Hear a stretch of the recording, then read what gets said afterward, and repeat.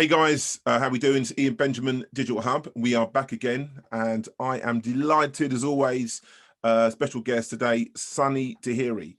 And what can I say about Sunny? So Sunny is a business associate of mine, but also an ex-employer of mine. One of my first recruitment gigs back in the day, Sunny ran and owned the business Sunanalysis, and my first taste of digital or technology recruitment. So amazing. But most importantly, Sunny's a friend. He's a friend of mine and my family. He knows my kids, my wife, etc. We shared a lot of professional sort of moments and experiences, and a few propositions we've launched together as well. So definitely worked hard and played hard with Sunny. But from a business level, which is Digital Hub is all about, essentially, Sunny's one of the most driven individuals. He's a perfectionist, without a doubt. Oh my gosh. But he's smart. He's street smart. And as well as having his academic credentials in his pocket too, he's privately educated, qualified accountant, an ex-global CFO. But underneath it all, he's a diehard entrepreneur, and he owns and runs the UK's leading device charging business. And when I say device charger, I don't mean portable chargers. I mean the static chargers that you can rent time to charge your phone and device in. You can lease them or you can purchase them for different events. So check them out. Check him out at devicecharger.co.uk. But Sunny, yeah, welcome, and delighted to have you on board as a guest. I'm delighted to be here. Thanks for the invite. I really am. It's been a while, but very, very much looking forward to this. Superb. So do you want to kind of like set the scene and give people a bit of background, like a elevator pitch, if you like? Yeah, no, thanks. I can't really add too much more what you've already said about me. I mean, I'm really big. No, but you can. Yeah, so from a business point of view, now running a company called Device Charger, as you rightly say. What do we do? So essentially, we remove anxiety from the general public, and what I mean by that is we've all been there. We've all been out and about. We're all using our mobile devices more and more these days, whether it be for paying for services or whether it be ordering in restaurants now, wherever it is, we're just constantly on our mobile phones. And when we're out and about, very few of us actually carry power banks. So one of the things that happens when we run out of charge is that we panic. We panic, exactly. We panic. Exactly. You see that your percentage is dying and diminishing, and you sort of start to panic. So what we do essentially is we manufacture and we supply and we install in public locations secure mobile charging stations for the public to charge their devices when they're out and about, when they're out of home. But in addition to that, we have a proposition for the business from a B2B perspective.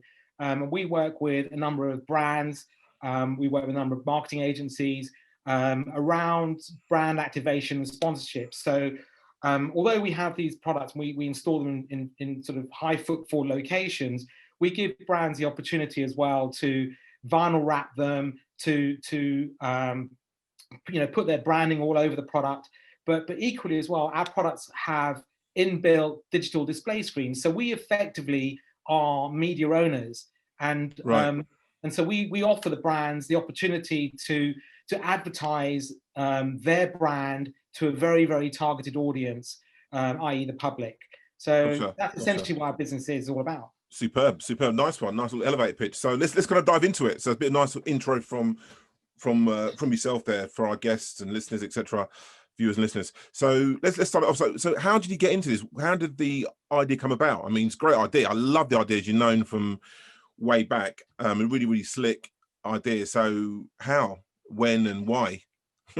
Gosh, right. So I mean, I don't know where to start really. I mean, so you mentioned earlier about me being a diehard entrepreneur, and you're absolutely right. But equally, I am a qualified chartered accountant, and I have been a global CFO, working in a number of international roles. And I was working in Dubai, and I was then headhunted for a CFO role in the Caribbean, the Cayman Islands, and Jamaica, which I did for 3 years. And then when I came back, I thought, I'm pretty tired, I'm pretty exhausted, and I wanted to sort of maybe look at something else, another opportunity. But then I got headhunted again back for a role in the States, in Miami, in Florida, and Pennsylvania and Bahamas.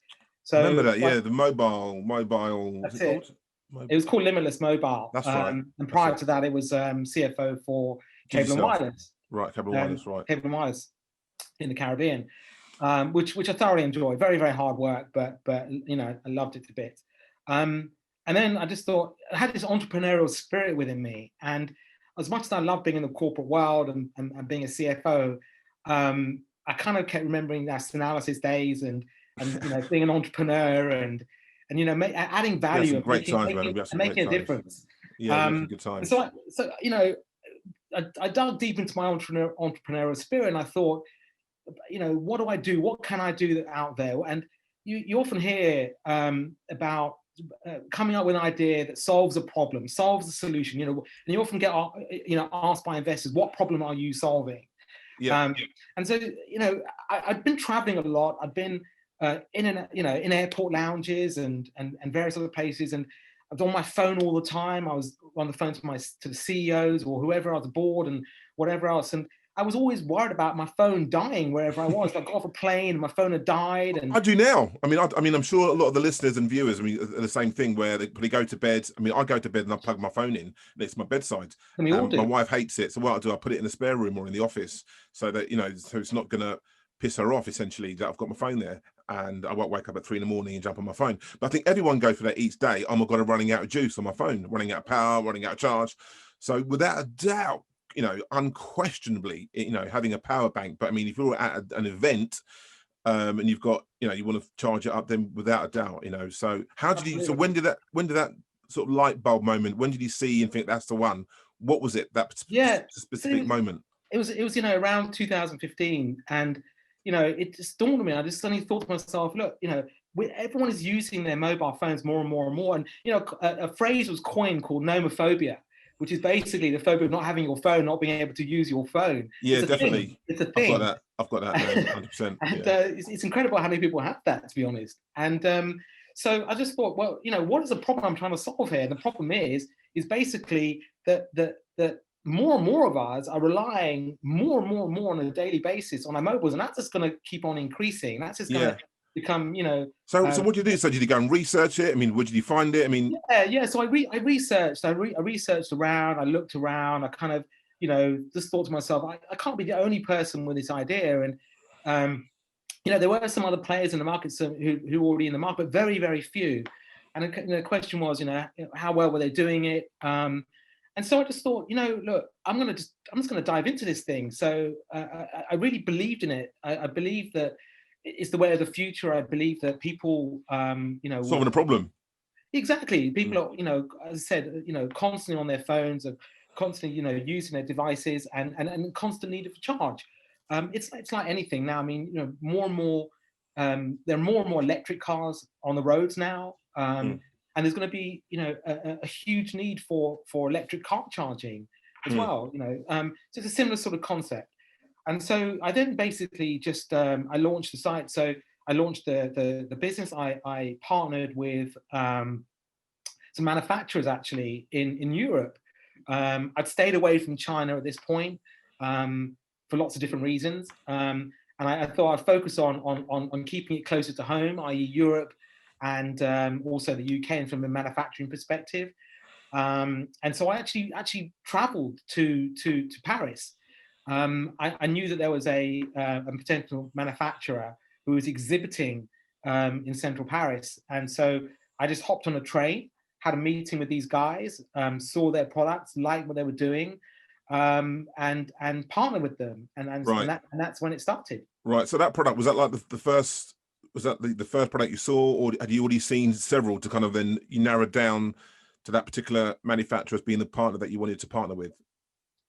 I think what it was about this particular product is about, you know, being unique in the marketplace. So I'd seen some of my competitor products, and I'd seen kind of what they were offering. So what was it about this one? So was it that the aesthetics of it, or? Yeah, that's a great question. I mean, for me, it was having a bit of foresight, and you know, the key thing for me with the products that I was bringing in from France was that it had the largest digital display screen. Right. So all my competitors had kind of 19-inch display screens, which are fine. But we started off with a 32-inch screen, which, you know, was quite a big screen 5 years ago. We've now got screens that are much bigger. We've got screens that are up to, you know, 43 inches and 55 inches. Nice. From an advertising perspective. But, you know, that was the key thing for me. It was kind of, what was my USP? What was it about my product that stood out over and above anyone else's product in the marketplace? And it was the fact that, you know, we had a very sleek looking product. It looked really nice.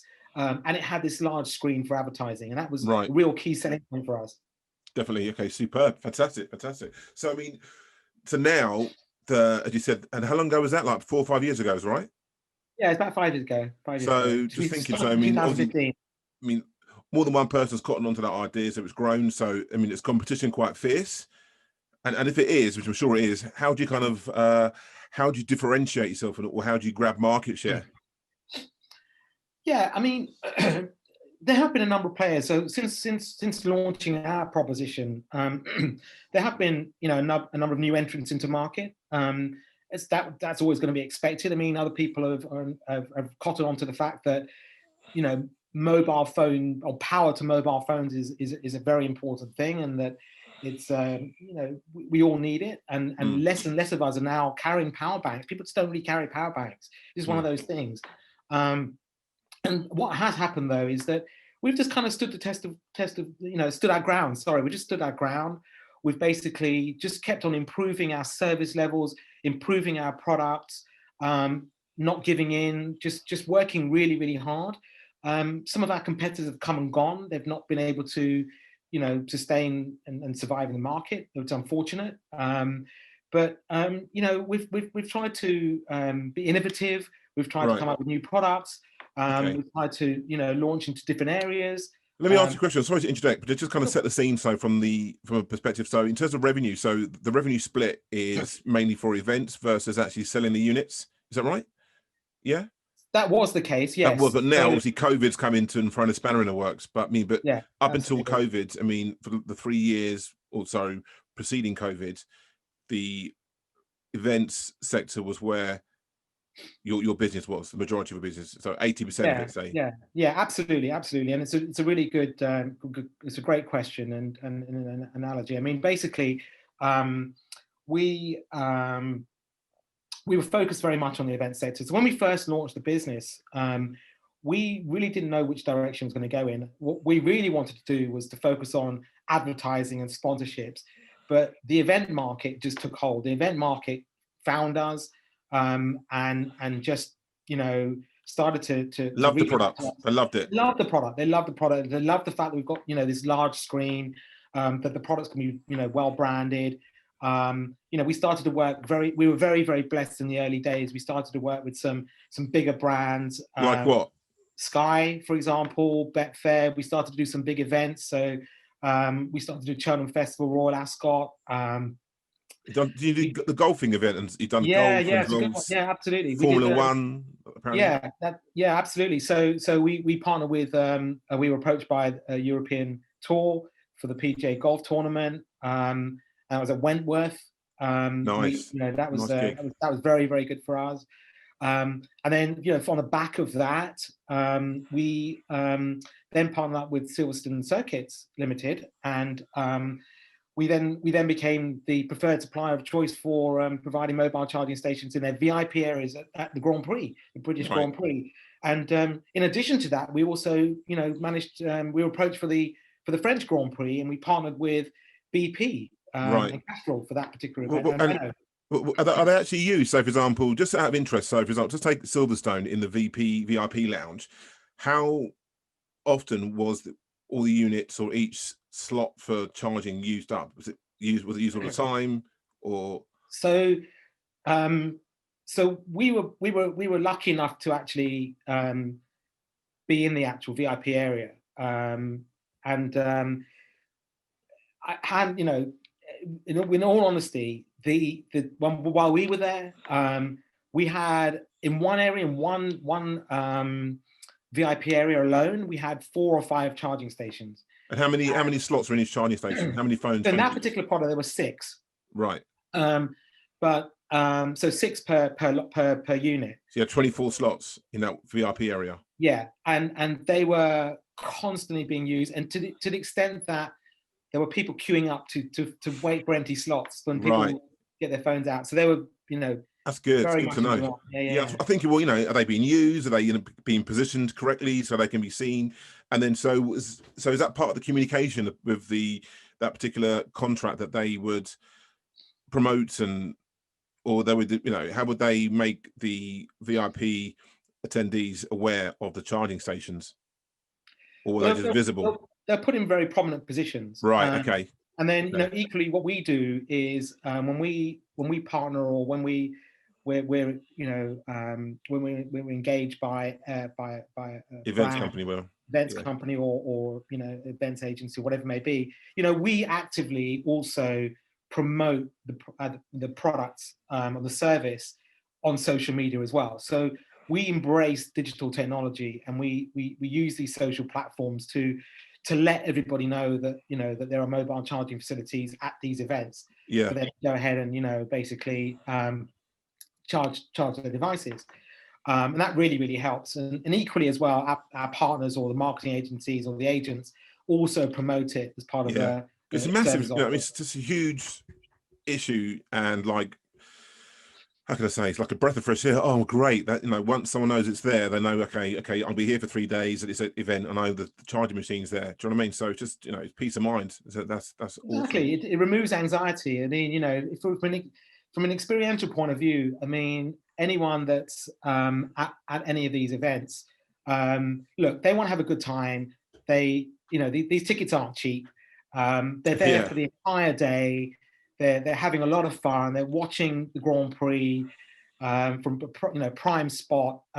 There's you know, fantastic food and drink all day long, and you know, the last thing they want to do is worry about their phones dying. Some of them have long journeys home, and you know, they want to make sure that they can, you know, capture pictures of them with their friends, or their colleagues, or you know, some of the races.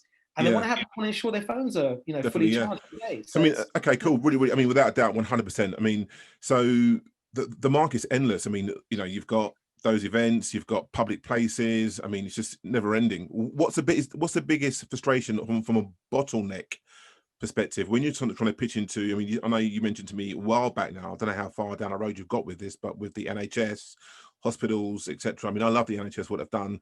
The recognition is just been too small over the years, and so I'm definitely championing them. But I mean, but in terms of, so with those sort of type of huge, humongous potential opportunities, what's typical bottleneck in terms of those deals actually being implemented? Because, you know, because that's a large scale deal. What is it? What's the bottleneck that you normally face? Is that big question? NHS is a really that's a really deep question. I mean, sorry, the NHS. the NHS, you know, is very dear to my heart. Look, my mum's an ex-nurse, and you know, my parents both in that field. I have been in that field. My father's a radiographer, and so you know, look, it is very and particularly during COVID, everything. So is it just the public sector, or is it individual getting things through? I mean, is it like, you know, I mean, the challenge has been, look, the NHS. Well, the NHS is it's a minefield in you know, in my opinion, and our opinion as a business. I mean, there are so many different individuals making up the NHS that one of our biggest challenges is, I guess, identifying, you know, the right people within the NHS to talk to about, you know, introducing more of our products into the NHS. I mean, that's not to say, when we have been approached by a number of hospitals and trusts, and we have actually installed in a number of hospitals across the UK. I mean, Moorfields Eye Hospital in London being one of them. We've also installed you know, a hospital up in Newcastle just recently. We've installed in a number of hospitals in Wales. Cool. But you know, that is a huge sector. Yeah. I mean, I guess. Sorry, I mean, maybe the NHS isn't a good example. I mean, but I just thought that, you know, when you're trying to sell into the like big deals like that, like maybe hotel chains or whatever, or, you know, what because it's such a no-brainer in terms of like the guests or the people that are going to be attending there, the people that are visiting that location would need this at some stage, perhaps. So it's just like, well, is there like a bottleneck that you see often in terms of getting deals over the line? That's kind of like repetitive in when you're trying to get deals done. Do you know what I mean? Maybe there isn't. I don't know. You know, you and I, and I'm sure, you know, a number of other people out there recognize just how important these products and how valuable these products really are, and these solutions are. I mean, we've talked about anxiety. You know, just recently, just very, very quickly, anecdotally, I mean, just recently, a member of our team within Device Charger, their grandfather, unfortunately, he's 91, he fell, and you know, he hurt himself, and he went into hospital just for some sort of checks to ensure that there was no fractures. And he ended up being in hospital for over a week. And his family couldn't contact him, even though they'd send him off with his mobile phone. His family couldn't contact him, nor did he contact them. And it's only after, you know, a number of days that they actually discovered that the reason was that his mobile phone had died, and there was no facility for him to charge his phone to stay in contact with his loved ones. Right. That's really, really sad. I mean, sure. Look, you know, you and I understand and recognize how valuable these products are. And that's what we want to do. I mean, you know, we want to put these into hospitals to provide a service for the public, to reduce the anxiety that they have. Definitely. But so the bottleneck sometimes comes from, I don't know, maybe not everyone shares the same view. Yeah. But I mean, I think you're absolutely right. I think the public sector can be really kind of slow in kind of getting things done. So many people, you know, dotted line of responsibility and all that sort of stuff. But I mean, I think what I want to try to understand is, so when you are, okay, let's take the NHS out of the equation, you're trying to get into a big events association, events company, or a hotel chain, for example, you know, just what that typical bottleneck would be, you know, is there a certain resistance for it, even though it's such a no-brainer? You think it'd be, if you, in other words, you think it'd be everywhere. So what is the issue with it from on a private sector, not the public sector? So what you know, if there is one, or is it like, no, okay, yeah, we'll have 15 tomorrow, get them in straight away, you know? So what's the, do you know what I mean? Why aren't they everywhere then? Well, I agree, they should be. I mean, they should be everywhere. And you know, and it's I would love to have you know, a much faster traction. I think it's one of those things. It's once you start to get you know, a snowball effect, and it's starting to. Right. I think more and more of these locations will start to introduce them. Yeah, and I don't know what the answer is in terms from the. Okay. You know, I just wondered, because it might be like, you know, some certain things. Well, it's because of the so and so legislation, or it's because of the or because of the, you know. I just didn't know whether there was a major, you know, bottleneck that you see on a repetitive basis. Anyway, that's cool. It's good enough answer for me, man. I'm happy with that. So I mean, obviously the biggest question now, obviously in the events industry, it's been absolutely smashed to bits because of COVID. And you'll be said or established earlier on in the conversation that the majority of your revenue is coming from the events sector. So that no longer exists. It's going to be what, April, May next year, the earliest, before that begins to even start to turn around. So how have you kind of, using that word, have you pivoted? Have you pivoted the business to overcome this? You know, you still got a smile on your face, so you've obviously done it somehow. You know what I mean? Well, I mean, look, you're absolutely right. I mean, you know, it's a real shame what's going on with the event sector. I mean, I don't know, it's worth God knows how many billions, and it's such a shame that it's where it is right now. And you're absolutely right. It's unlikely to really come back until at least Q2 of next year. So in terms of pivoting, what we've done is essentially started to focus, and you mentioned earlier about the percentage between sales, direct sales, and events. And what we've done is we've just pivoted our business to focus more on direct sales. Absolutely. So essentially, you know, everything we're doing, we've basically starting to focus a lot more on our digital marketing, and the messaging within our digital marketing is more towards sales. And what we've also done, any particular sector? Well, again, you mentioned NHS, so that's a sector we're very, you know, it's close to our heart. It's a sector that we really want to sort of focus on. We truly believe there's a real need for our products within the NHS. We can really add value in that sector. Again, just yesterday, we received an inquiry yesterday from a student nurse, actually, who's at university, and she's writing an assignment. We thought she was contacting us because she wanted to maybe purchase, but we didn't realize that she was a student nurse until afterwards. But she's basically doing an assignment on service improvements within the NHS. And one of the areas that she's focusing a lot of her attention on is mobile charging solutions. And she's, you know, recognized, and I think internally more and more people within the NHS are recognizing that you know, just how valuable these solutions are and how much they're needed within the NHS. So that's why we're sort of focusing a lot of our attention in that direction. Good. And in doing so, you know, we've just recently recruited an SEO digital marketing expert to join our team, to kind of help with our website, to refocus our website with you know, content, and just so that we can start a target, and the website can reach out to more of those sectors where we can sell into more, right? Particularly NHS.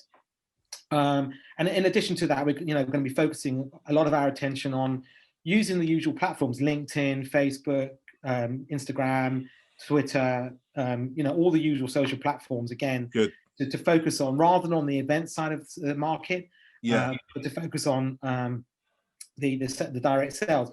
But that's not to say that you know, we're completely ignoring events. You know, we are a firm believer that the events market will come back, and it will come back strong come Q2 of next year. And equally, you know, we want to be at the forefront of that market. So when it does come back, you know, we want to be at the front of everyone's minds. So, 100%. We want to continue with the good work we're doing, and continue to work with the clients we're already working with, and build on those and more. That's interesting. So from a marketing perspective, obviously, you know, I'm a digital recruiter. I understand where you're coming from a digital perspective. And so what's been the most, what components of your digital marketing strategy have been the most beneficial for you? So really, I mean, first and foremost, we've realized that COVID has given us the opportunity to take a good hard look at, you know, the way we work, take a good hard look at, you know, our website in particular, you know, to dust off the cobwebs, I guess, and to start focusing on our SEO. I think a lot of people have. It's just madness, you know, which is, you know, absolutely right that we've done that, you know, had a look at ourselves and to, I think digital transformation, or digitization, if you like, has accelerated through COVID. You know, we're living in a different world, and hopefully that could be the benefit of this in terms of how our all businesses move forward because of COVID. Do you know what I mean? So, I mean, yeah, I mean, I guess I'm a traditionalist, but equally, you know, I really believe in the power of digital, and we've really embraced digital within the business. And you know, the power of digital, it is just immense. So you hired someone recently, you mentioned. So did you use that? Was the hiring process digitized? I mean, so like Zoom, or I mean, you know, how did that? Because that's different. Because before you would have used, you know, brought somebody into the office, etc. So how did that process change for you? Yeah, and that was very interesting. That was a new way of recruiting, shall I say? It was absolutely, it is really interesting. But it was. And you know, who knows? This could be the new norm. But you know, just to give you a quick background into the process. So you know, we put the ad out on a job board, as most people do. And didn't use me, did you? Why didn't you use me? You on the spot or what? Excellent. But no, carry on. I'll take that offline, and I'll get my boxing gloves out of the car. Well, no, tell me about the process. I want to hear this process. So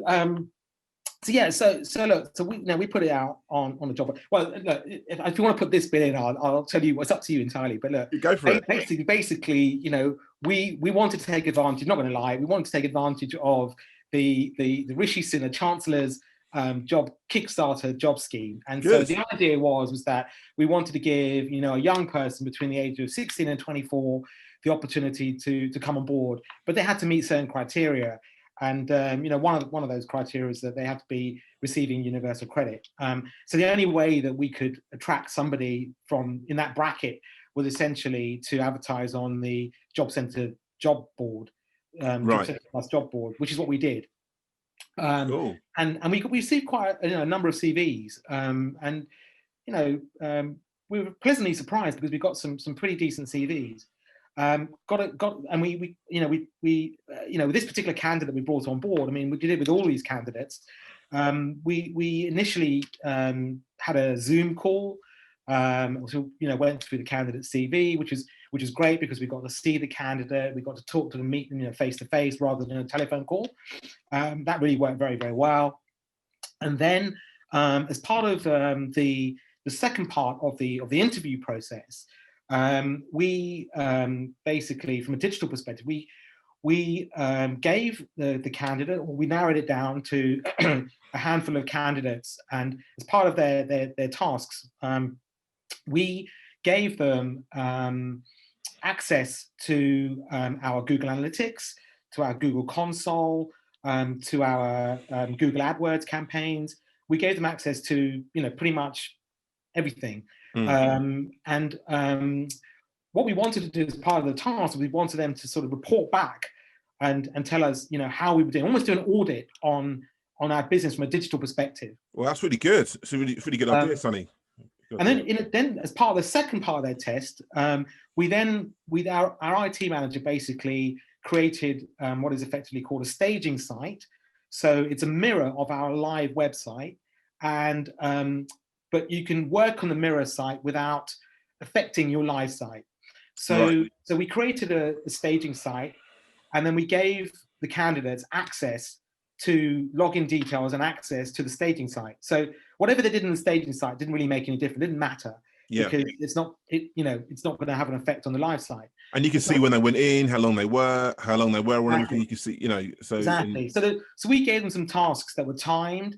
You know, for example, one of those tasks was, you know, take a product. Well, here's a product. We gave them the digital assets. We asked them to write some content around those digital assets.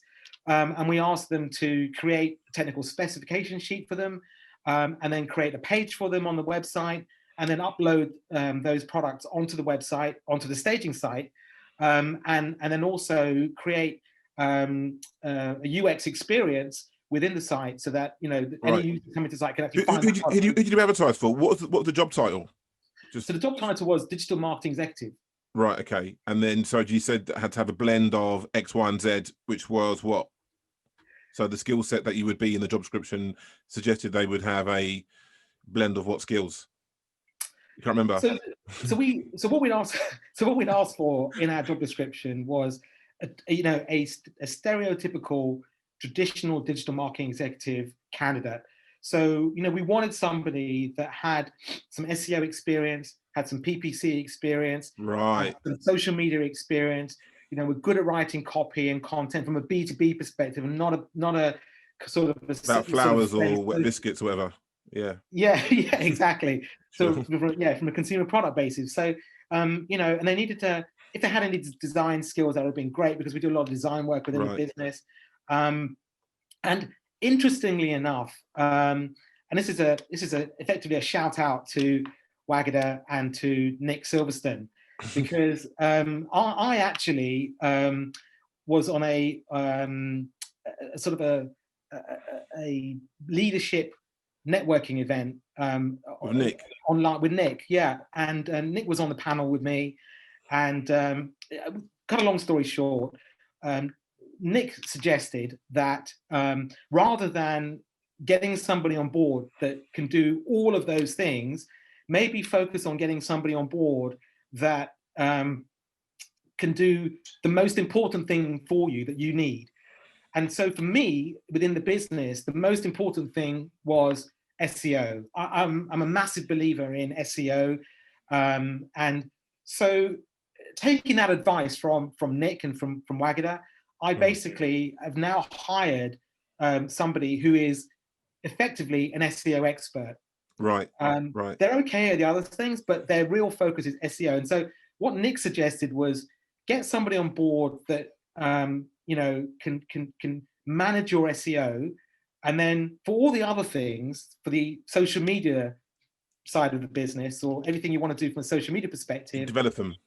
Either develop them or engage with an agency to basically fill in the gaps there. Right. Which I think was just fantastic advice. So yeah, thank you very much, Nick. I speak to Nick all the time, actually. I'll let him know. And, but yeah, you're absolutely right. He knows what he's doing. Wagada as a business, another big shout out to Wagada. But I mean, yeah, without a doubt, they're totally switched on. And Nick strategically, yeah, without a doubt, has got a very good idea on what to do. That's fantastic, Sonny. So I mean, so your new individual, your new employees on board, he or she are settling in online. So you've done the onboarding online as well. Yeah. So look, I mean, they're into their second week now, Cool. and the first week was just a case of, obviously we're in a managed service office, and very we're very pleased that they're managing COVID very well in the building in terms of a health and safety perspective. So this candidate, she came in last week for a couple of days, but just to sort of to go through the plan, processes and whatever, process in the plan, and then but get her all set up. But now, I mean, look, with technology the way it is now, she's fully set up at home, and now she's just working from home. And superb, yeah. Week two, and it's working fine. I mean, technology, as I said, these days, yeah, phenomenal, amazing, mate. It's absolutely, it's incredible. Really is. With VPNs and Zoom, and I'm not sure personally if that's going to become the new norm. I mean, we'll do. Yeah. I mean, I don't think I think, well, just my opinion, to be fair, but I think working from home or working from anywhere is going to be introduced. But I mean, to what percentage, we have to wait and see. But yeah, without a doubt, that will be part of the work process template going forward. I mean, see it now with candidates I'm speaking to or employers. They're saying our work from home policy is XYZ, or candidates are saying to me, well, what's the work from home policy, or what's the work from anywhere policy? And that's part of their negotiation, part of their packaging, their contract. They want to know what the allowances, not the allowances, but what the company's processes are, or what their what the contract states around those things. So working from home is the new normal. I think each company is going to have their own different criteria, but yeah, without a doubt, it's here to stay. Why go back? So I mean, why go back? I mean, it's here to stay. You know what I mean? 100%. Yeah. So brilliant. So okay, look, running out of time. So I mean, what's next? What's next for you? I mean, you're an entrepreneur. What's next for you? What's next for Device Charger? So there's lots of opportunities. So recently we acquired devicecharger.com. So currently we are devicecharger.co.uk. And again, bringing on this particular individual to manage our SEO and our reach. The plan is really to sort of expand our proposition globally, into North America, into South America, into Europe, into Asia. So that's really the plan now going forward, is to really start to sort of expand our reach and our product offerings, and trying to be innovative as well. We're always looking for new products in the marketplace. We're always looking for new things, and keeping an eye on the market and what does the market want. And that's kind of what that's what we're all about, really. Superb. Just keeping an eye on the ball. So you still got that entrepreneurial spirit that you had all back in the day. You still got that, yeah? I still have it. I still have man. it. I don't think it's ever gonna. That ain't going nowhere, is it? That ain't going nowhere, man. I love it. No, it's really good. So listen, man, I want to kind of open the bonnet up a little bit, look under the bonnet. And I mean, I know a lot of the answers to these questions. Well, I think I do. So, so just I mean, Sonny's an individual is a really, really sharp guy, as you can hear, for you guys that are watching and listening, and really, really presentable. And yeah, you know, so he's a really interesting character. But just so answer this question. So what's in your playlist right now? What are you listening to? I want to kind of find out. My playlist. That's an interesting one. Gosh, you know what? Recently, particularly during COVID, I've been kind of like taking time out and going for walks, and you know, even as you know, this morning I went for one this morning, and when I put my headphones on, as much as I love music, and you know how much I love my music, that's what I asked. I'm actually listening to podcasts right now, believe it or not, and you know, I'm listening to a lot of Gary Vaynerchuk. Gary V, Gary V, and you know, he's like Marmite. You know, you either love him or you hate him. And in the beginning, the jury was out as far as I was concerned. But the more and more I listen to him, the more I see and you know realize that he's very authentic. His authenticity is great. And there are snippets that he will share on a daily basis when I listen on my podcast that really set me up for the day, you know, and just and it's great. Musically, look, my range is just, you know, your range. You're gonna sing your range. No, I'm not gonna sing. No. You and I have had a few tunes together. Oh my god! I figured, no, everyone listening, please put your fingers in your ears now. So now, what tunes you got on? What tunes you listen to? So everything from you know, depending on my mood. So everything from Cafe Del Mar to some Head Candy. Yeah, you love Head Candy. Oh my god, that is so you, Head Candy. Yeah, it's so me. You know, my Ibiza classics and. You know, and then but everything else on the other end of the spectrum to Dua Lipa. And do you remember I said 2 years ago, I said, watch out for Ed Sheeran. And, you did, didn't you? You did. Yeah. Back in the day, you did. Yeah. He's not done badly for himself, is he, old Ed? He's done, And you know, there's a disco revival right now, and that's showing my age, but you know, I'm loving the disco revival right now. Cool, superb. And let us all know what your favorite holiday has been. Wow. My favorite holiday. You know, there's two types of holiday that I really like. Okay, and so one holiday is I just love experiencing the world and history and architecture, and you know, and so for me, one of the most inspiring and eye-opening holidays was actually Egypt. Oh, really? Yeah, okay. It was just incredible. But then equally as well, I mean, we've been very blessed to, you know, been to some wonderful places around the world, and you know, Machu Picchu was equally eye-opening and inspiring. And then just recently, we've just come back. Well, not about a year. Time flies, but last Christmas we actually went to Cambodia, and we went to Angkor Wat, and that was just, you know, when you think about these temples and how long ago they were built, it was just, you know, phenomenal, and it's just incredible. To cast your mind back that far and to think, you know, without any tools or machinery, and how did these architects build these, you know, these vast temples and you know, monuments? So it's fascinating. I'm always very fascinated by that. Definitely, yeah. Holiday wise. Look, I mean, we lived in the Cayman Islands for 3 years, and I can hand on heart say that Cayman for me and my wife is paradise on earth. It is just the most beautiful place on the planet. It's it's very small island. It's 22 by 8. It's just stunning. And similar size St. Kitts, where my folks are from. Similar sort of size, I think, you know, it is. Okay, cool, fantastic. Are you still a Watford supporter? You still support Watford? Yeah. Well, I can't remember because obviously I'm a Luton boy, and when I was working for you and working with you in Watford, and you said to me to come down to the Watford game and sit in the Watford end, and I was like, mate, that's never going to happen. Do you remember that? I was like, no, there's no way I can go in there. You're like, come down. I was like, no. I said, I can't. I'm a Luton boy. Even though I had a free ticket for you. I was like, no, I ain't doing it. I'm not doing it. So if anyone out there from Luton listen to this, I stood my ground and didn't do it. I just couldn't go into the Watford end, you know, by hook or by crook. So I hope Pete's listening to this. He'd be proud of me. And but yeah, Pete Armitage, I just couldn't do it because Hats off to you. Oh man, I was like, no, man, I'm doing it, man. I'm not doing it. But brilliant. Favorite car, Sonny? Favorite car for you? What's your favorite car, man? Oh, my favorite car. Wow. So much choice, isn't there? Yeah, there is. There is. I don't know. You had to pick one, man. You had to pick one. Okay, look. Okay, I'll give you my one. So when I was living in Dubai, I had this car. It was called an GMC Arcadia. It was like an American thing. Yeah, but I love that car. It just really, held the road.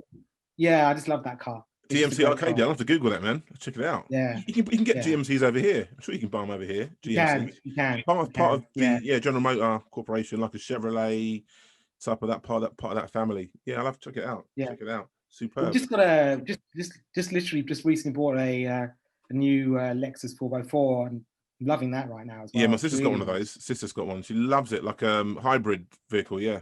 Yeah. Hybrid. Yeah, they're really nice. Really nice. Really nice. Completely sold on hybrids now. That's the way forward. It's a new thing. But you're like, you know, part of your career and industry you're in as well. We're kind of like the two go hand in hand, really. Exactly. Do you know what I mean? Exactly. You know? Yeah. Well, listen. You've been look. You're a mate of mine. Love you to bits. You know, my family loves you as well. It's great. I'm delighted we got you on as a guest. Now really weekly, we're kind of building up our listeners and our viewers as well, which is great. So thank you to everyone who's listening. But now you've got a mini platform. So there's anything that you want to say to our audience about you or about the business before we kind of conclude? Well, look, I think we said a lot about my business. I want to actually, you know, give a shout out to you, to be honest. Okay. Thank you. Yeah, I think that, look, we've known each other for quite a while, and you know, I've seen your growth and I've seen, you know, you evolve, and you know, I'm very proud, if I'm being honest, you know, and these podcasts you're doing, brilliant. No, you know, you know, I'm very, very impressed, and I'm very grateful as well for the opportunity to come on here today. Mate, and, you're welcome. You're welcome, man. You know, great. So great, really, thanks very much, and you have the most adorable family, and you know, I'm blessed to be your friend. So look, I mean, there's nothing said about me on this call, but yeah, you're doing a fantastic job, and keep it up, and you know, good luck for the future. Thank you, man. Appreciate it. Well, hopefully we can get you back on part 2 of the Sonny Dehiri journey. To come back. Do you know what I mean? We'll do it again. We'll do it again. Wonderful. Definitely. Thanks a lot. Sonny Dehiri, everybody. Thanks very much.